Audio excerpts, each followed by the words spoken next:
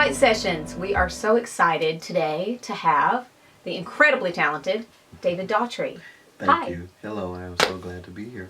I am glad that you're here too. We've been talking about this for a long time, so yes. Here you are. Here I am. And this video will air way later, but you're going to be hopping on a plane tonight for a red eye, going on a plane tonight to my lovely South, going to Georgia. Going to Georgia. And then Louisiana. And then Louisiana. Wow, you're gonna make my rounds. Making the rounds, and then back out here and back here. Wow. All right. Real. I love that you're staying busy. Absolutely, that's a blessing to be working. Yes, it is. Yeah. That's true. Well, let's talk a little bit. I know some about you, and I know that obviously you grew up in the church and studied under your mom, and I'm sure that was. Interesting. That was interesting. So, where did your mom get it from? Is it just passed down through the family, or how does this happen? I don't really have a musical family. My grandmother did a little bit of singing. My father has no musical background at all. So my mom started playing the guitar. She started playing the piano, and then when we came along, me and my sister, she raised us to do the same. So we had to take piano lessons, we had to take guitar lessons, we had to sing, whether we wanted to or not. And so we got our musical background from my mom. Wow. Yeah. And I love that, obviously, it just goes without saying, you were a fan of the Clark sisters from an early age. Huge fan of the Clark sisters. Studied them. Yes. Studied all of their incredible vocals and arrangements. Yes. And obviously that really attributed to your growth as a vocalist. Absolutely, yeah. They were a huge inspiration for me to sing gospel. I had never heard gospel sang like that. Yeah. And so they were truly my inspiration to sing gospel music.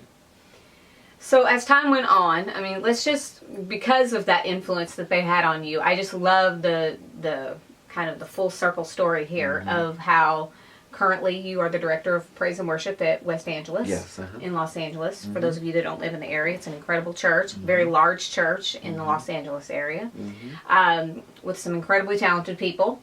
And you've been there for how long? I've been leading worship there now going on 12 years. So what's fascinating to me is that you are able to kind of float between your worship leading in the church and also integrating yourself into the entertainment world, living in Los Angeles. You've had opportunities to be on television shows that we all know and love. Game shows, reality shows, all of American Idol, X Factor, all of that stuff. You've been there, and albums. You've sung with some of the greats. You've sung with Patti LaBelle. You've sung with Aretha Franklin. You've sung with all these great sopranos and incredible singers that we all know and love.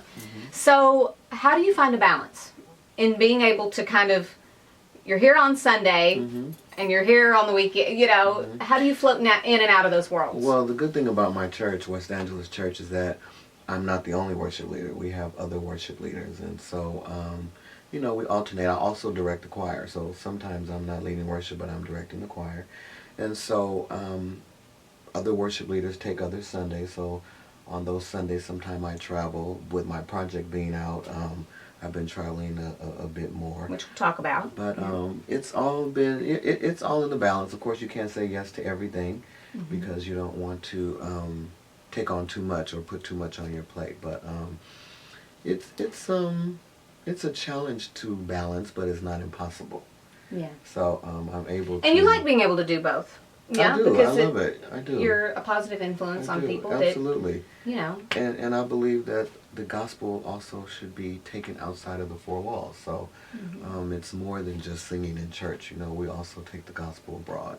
Yeah. So I think that's wonderful, as well as one of the commandments of the Bible that we tell other people about Christ. Yeah. Okay. So you had an album come out, and this has been last year. Is that when the album came it's out? almost 2 years. Almost September. 2 years.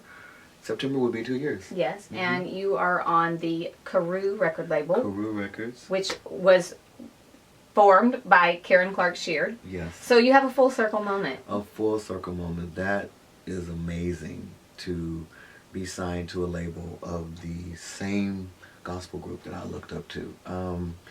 Karen Clark Sheard and her husband, Bishop Sheard, who started Carew Records, they heard me leading worship at our national convocation in Memphis. Okay. And so we were able to talk about some things, and the opportunity came where they were getting ready to sign an artist, and it happened to be me. That is mind-blowing, because, again, I'm such a huge fan of the Clark sisters, and so that just shows me how God just makes dreams come true. I would never have imagined that would have happened.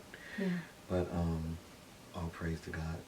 And it's, you know, it really is. It's incredible. And it should be inspiring to younger singers that are coming up. And they're like, you know, like you. You're like, they're sitting in their bedrooms right now, listening to your record, trying to copy everything that you're doing. I mean, you know, and it's inspiring to them to know. To know that nothing is impossible. Nothing is impossible. Yeah. And so it's been out almost 2 years. It came out, I believe, the first week it was number 12 on Billboard. And so it's been going great. I've been doing a lot of traveling ever since. And so I just appreciate every opportunity, every open door that I have to share my gift. Well, it's a timeless record. It's, you know, I sort of feel like because music has gone in so many different directions, and the way we get music has just, it keeps changing. From every week I feel like it's a new way to get music. Right. And so I feel like it's so fantastic that you were able, along with some of, you know, our dear friends, Jason White with White Throne Productions, and you know, to work with some of these just incredibly talented people to create something that's timeless, and that it will continue. You could be touring this record for the next 5 years and it'd be all right, you know, and people are going to be blessed by it. And I love that you have that, and I'm sure there's more to come. There's more to come. I want to do another one. Of course, you know, but it is something that, you know, I'm proud of you. I'm very happy for you. Thank you so much. And we're thankful that you came by and joined us over here at the Black and White Sessions. To be on the Black and White Sessions. I have been watching some of the series on YouTube.